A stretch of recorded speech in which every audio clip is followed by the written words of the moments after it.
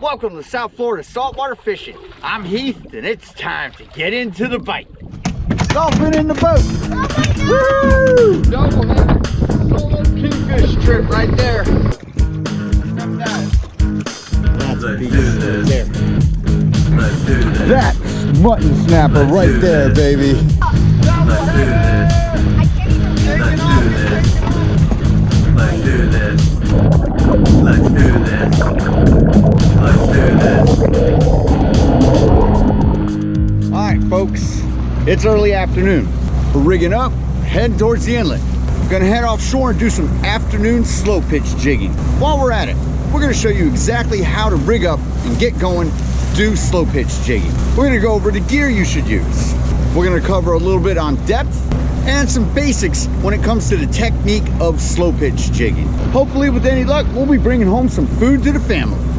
Before we get into this though, if you want to learn more about fishing, grow as an angler, or just see some great and exciting offshore fishing adventures, you can start by hitting the subscribe button.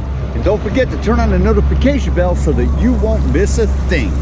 All right, everybody, we'll see you out on the water.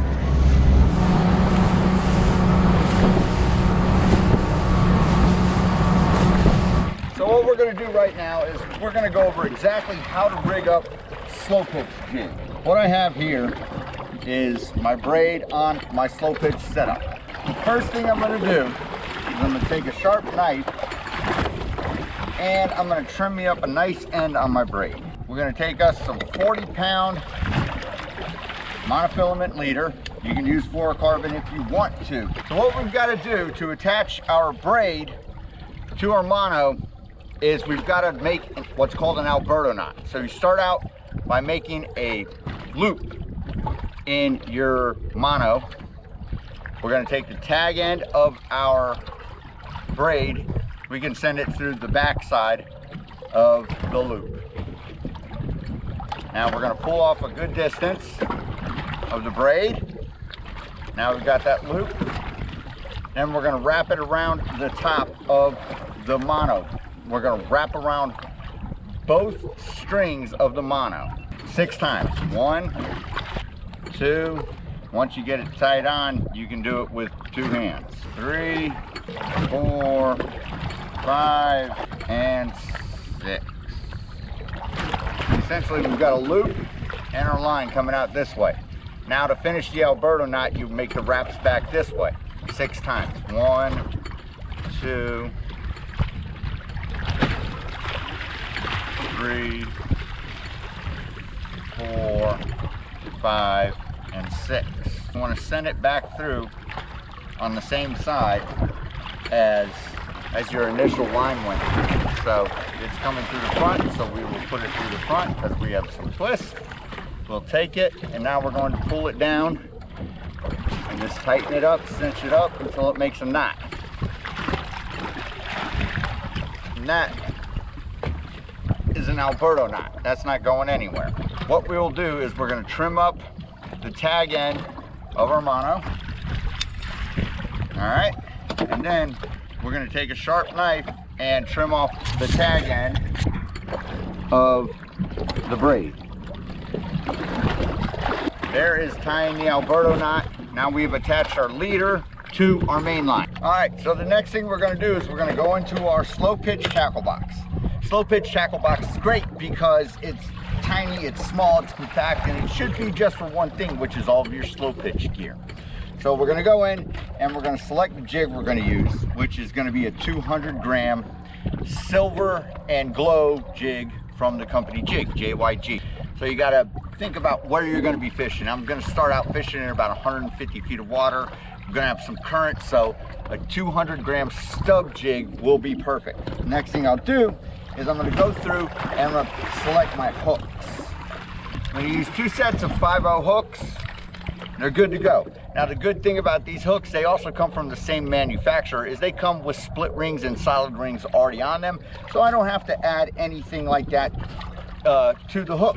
Now also while I'm at it is I'm going to grab a solid ring to put on the end of my leader. What I have here is 80-pound solid rings. So I will take one of them out of my little baggie so that I can fasten it to my leader. So these are all the components that we will need to finish getting set up to go. Before we rig our lure, we are going to tie our solid ring onto our leader. I have about 20 feet out, maybe a little bit more of leader. You don't want to use much more than that. You can use 15, 10 is actually good for slow pitch jigging too. You don't need a 50-foot shot cord to do slow pitch jigging. We're going to tie on our solid ring with a standard clinch knot. So to make it so that I can grab the ring tight, I'll just use a pair of pliers. I can actually pinch it on the back edge of it and pull that knot really tight without getting any line warping in my line. So, all right, now what we're gonna do is we're gonna rig up our jig. What we're gonna need to put our hooks on our jig is we're gonna need a pair of split ring pliers. This little tooth on top makes it so that the split ring pliers can open up the split rings on the hook. So the first thing we're going to do is we are going to open up one of the split rings and we will feed it onto the eye of the lure. And then it's just like clockwork. It's like putting a key on a key ring. You wind it around till it snaps on. Then we'll do our second one on the back side. Same thing. Pop that ring on, make sure it's seated onto the eye of the lure. You're rigged up, you're ready to go. That jig is good to go. Now what we're gonna do is we're gonna take the solid ring of the leader and we're gonna hook it onto the top of our lure. Again, open up that split ring and just feed your solid ring of your leader on there, wind it on, just like putting a key on a keychain. You're good to go. We're ready to fire it down, get fishing. All right, so we're making our way out to the first spot that we're gonna try. Now, I wanna mention something about jig weight when it comes to your depth. You can choose whatever jig you want to, but consider this. If your jig is too heavy for the depth that you are fishing, let's say I want to start fishing at about 100 feet and I choose a 200-gram jig, it's not going to react properly. You need to be in feet almost the same amount as grams. I mean, you can be a little less. For instance, the place where I'm heading to is in about 150 feet of water. A 200-gram jig will work in between 150 and 300 feet depending upon your current. So I want to show you the structure coming up on the fish finder. We're 144 feet. You see the structure coming up. Same thing here. See the structure coming up. So that's what you're looking for when you're slow jigging, structure. Find fish around it. All right, so we've drifted over the structure. The wind and the current are blowing me back towards the structure, which is what I want. I don't want to start directly over this little patch of reef, nor do I want to start too far inland, because then what I'm fishing for is ineffective. I'm not fishing around the structure. So what's going to happen is the wind and the waves will carry me back towards my structure, and I'll get a few pulls while I'm approaching it. Again, you know, ground contact, always ground contact. Don't, you know, unless you're marking fish up in the water column and you're confident they're gonna bite, check that ground. Always let it back down, try again, try again. Slow jigging is all about patience, to search and discovery. Once you find a spot, don't give up on it. Remember, we are trying to entice a fish that is at rest to feed. So if you're drifting away, you got to remember, pull your jig towards you and it'll drop straight down. Pull it towards you, because we're looking for a vertical presentation. Okay, I'm pulling this way to get my jig reset for that vertical presentation. That's what I'm looking for. Pull it towards your boat and it'll drop down.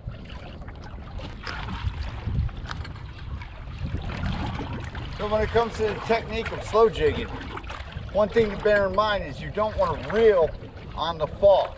You want your line to pull the slack out. That is where the jig is fluttering. This is the pitch in the fall. reeling up your slack, you're reeling on the downfall, you're not slow jigging. It's being ineffective. So you reel, load your rod, let it fall. Reel, load your rod, let it fall. Now you don't want to just do that. You can give it a double pump, triple pump, whatever you want. Double pump, single pump, triple pump, or you can, you know, almost like your vertical jigging, which defeats the purpose. You want it to pitch and fall, but that's what you're into. You do that. You got to find what works for you, what the fish are biting, what they're hunting after. You got to add a little bit of flavor into it. It's not just pump once and pitch and fall. They're going to go after different things. You make it a little bit sporty, a little bit erratic. It increases your chance of getting a hook up. Ground contact, come tight.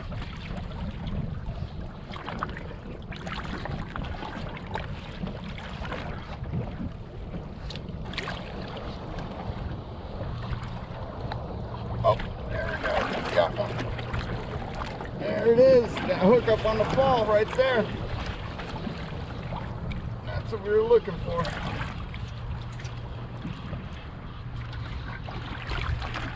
Now it's just a playing the fish game.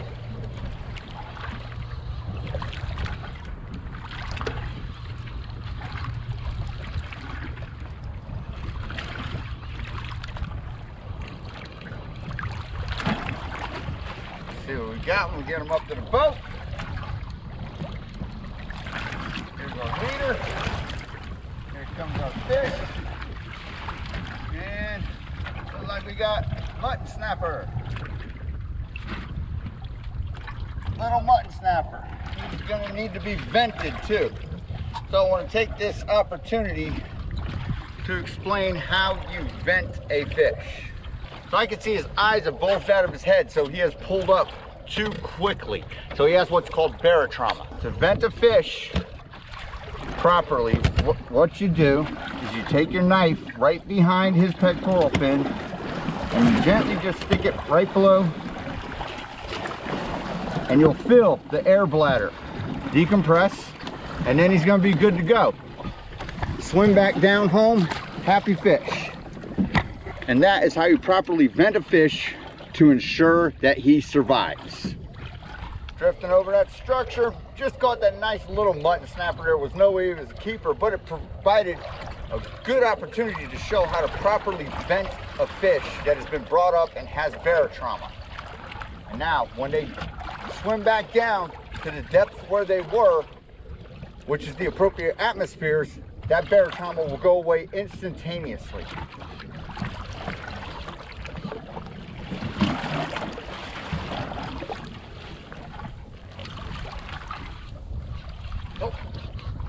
Nope. Okay, so this is what I want to explain. My jig went down to the bottom and it popped on the bottom and it felt like a bite. What has happened is the jig has wrapped around the line. The hooks hooked the line on one of the falls, so it felt like a bite. It's a false strike. You got to learn when you're slope jigging to be able to identify when that happens to you, so you're not wasting your time and you're thinking it's a bite and you're just jigging while the hooks are hooked around the line. So this is what it looks like on a false strike, where the hook gets hooked around the line from the bottom hook. Okay, it's not a strike. It's what's called being caught up under. So you just release the hook, get set back up, do another drop. We've changed game plans a little bit. We've headed out a little bit deeper. We're in about 272 feet of water on one of the ledges of the third reef. We've switched up to a 300-gram jig so that we can get down there. We got a little bit of current, not much, which is good. Less than a knot, so we're gonna drop out and see if we can find somebody. So on our initial drop, we're gonna figure out what our current is doing with our drift, and then we'll be able to adjust accordingly. That way we can, keep this vertical presentation as best as we can. But when you're in current, when you're out deeper, it's hard to do that. You just got to work with what you got, and you got to adapt and overcome. Going for a little bit more meaty fish. Maybe we'll find a tuna out here. Sun's going down. We got about another hour or so to fish. So we're on the bottom of that ground contact that we were looking for. Again, load, pull. It's going to be a little bit heavier because you've got a bigger jig and you're down deeper. Remember, that's where your rod choosing comes in. This rod is rated for 150 to 400 grams, which is how you have to select your rod when you're buying it. It's not rated for monofilament weight or braid grade. It doesn't say 15 to 30 pound braid or 20 to 40 pound mono. It says it's rated for 150 to 400 gram jig. So you've got to keep that in mind. This is a star rod from the Plasma 2 series. It's a 6'6" rod, acid wrapped guides. I've got it coupled with an accurate reel from the Boss Fury series, a 600N, 600 narrow. Got somebody trolling by me, thinks I must be on fish. Always great. They're so close I can hear their music. Sounds like some salsa.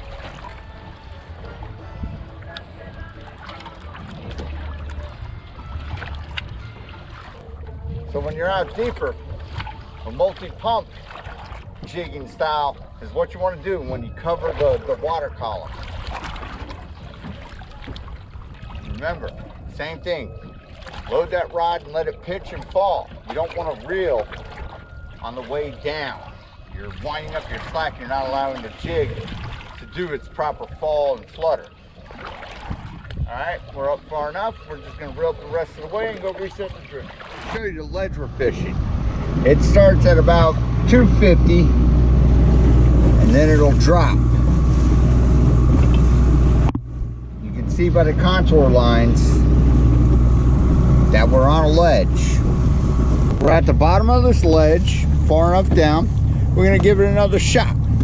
That's how you identify and do your research and development and find new fishing spots. All right, so I've adjusted my boat so I'm being hit broadside by the wind. Very important, most of the time when you're slow jigging, you're drifting. You want to know how your boat is going to react to the drift. That way you don't let your line out here and your boat spins and all of a sudden you got your line going underneath your boat. Take your time, figure this stuff out before you start dropping out. That way it's not counterproductive to what you're doing. Give it a minute. Also, let your boat set up its drift. Let it fall into the natural spot where it's supposed to go.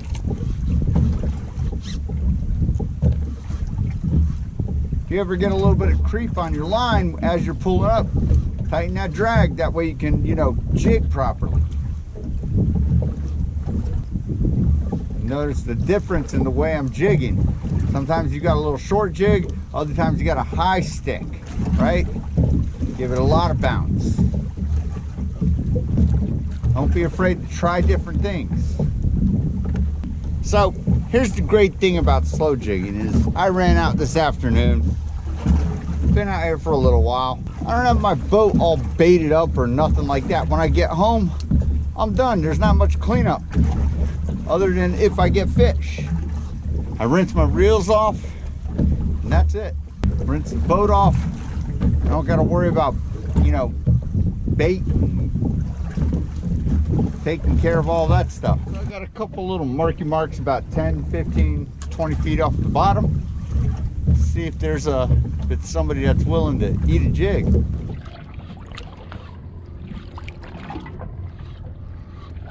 Oh, and we got a hookup right there. Yes.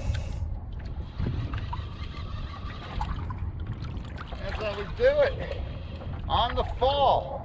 You gotta watch out for that fall. That's where 75, 80, 85% of your hookups are gonna come.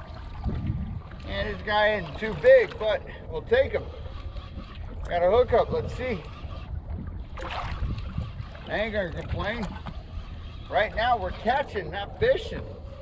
Again, slow jigging is not a constant pulling back and winding down. You want to keep pressure on that fish. Keep that rod underneath your armpit. This is the switch up from under the forearm to under the armpit.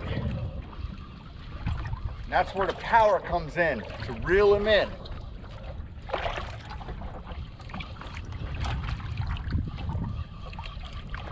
Got lots of head shakes going on. Might be like a deep ocean going blue runner or something, but we'll see. I'm not gonna play guessing game. We're at the leader, coming up to the boat. And what do we got here? This is what we got. We got a lesser amberjack. We are not going to keep him. Not at all. This is a lesser amberjack. They got to be, I don't even know the regulations, and I won't even dare to try and guess what they got to be, because I've never caught one. So what we're going to do is he's double hooked here through his mouth. All right, he is good to go. That's a very special fish right there. This is called a lesser amberjack. He's tiny. He's only about 14 inches, but it's a great rare catch. All right, we're gonna let him go. All right, so that was a sweet little catch. Right around 250. Again, the sun's going down. Feeding time. Fish are cyclical like that, just like humans. They feed in the morning, they feed at night. It's a pattern that animals instinctively follow. Don't forget, check that ground. You don't want to get too far up. You don't want to be, 100 feet off the ground and then have to drop back down. Your line will telescope out. It's always cool to feel your jig initially drop down and flutter until it catches, and then it starts skyrocketing down towards the bottom. It gives you a sense of what the jig is doing when you pitch and let it flutter, pitch and let it flutter. All right, ground contact.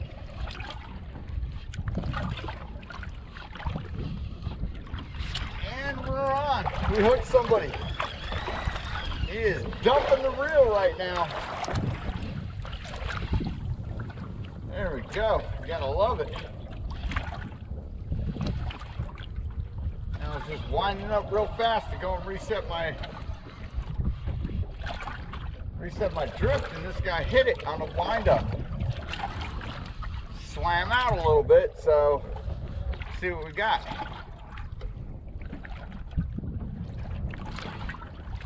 There's a bunch of head shakes going on. This is good. Again, that's the power, the versatility of the slow jig. I mean, literally, I was just winding up to reset the drift as fast as I can get up, and this fish came up and slammed it. Took off, took a good run.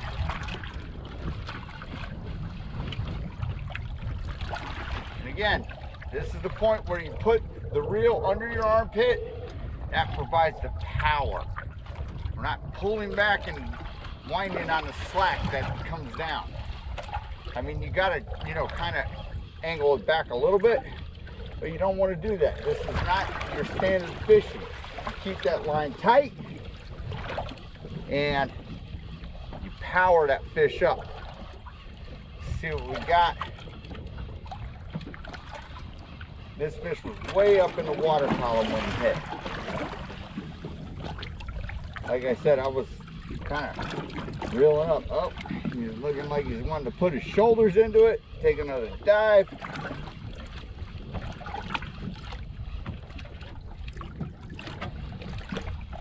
Here he comes. We're at our leader. Let's see what we got. This is the part where patience plays a factor. He's doing some death spirals. We shall see what we got. And it looks like we got a black-fin tuna.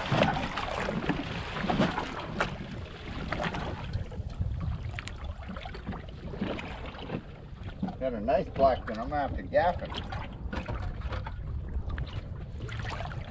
This is the power of slow jigging right here.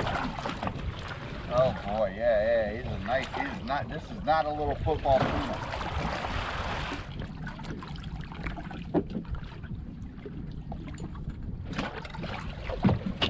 And there we go, look at that blackfin tuna right there. Blackfin tuna on the slow jig. That's a good one right there. That's how you cap off a nice day of slow jigging, with a blackfin tuna just like that. So that was pretty epic and crazy. I had shut off the cameras because I was just gonna reel up and reset the drift. And while doing a power wind up, I hooked up with a very nice solid 10-pound blackfin. Definitely not a football, which goes to show you that, you know, the slow jig is an epic tool of the trade. 8 years ago, there was so much mistrust in the method. Lately, it has exploded. It's a worldwide super trend. People can't get enough of it. The one thing that there isn't enough of is information on how exactly to go about doing it, which is why you have all these outlets provided to say, hey, this is what you're going to want to do to get into it. All right, folks, that about does it for this episode. Hope you had fun. Hope you enjoyed. Hope you learned a little bit about the gear, the rigs, and how to get going when it comes to slow pitch jigging. Till next time, South Florida saltwater fishing, going wherever the cool wind takes us.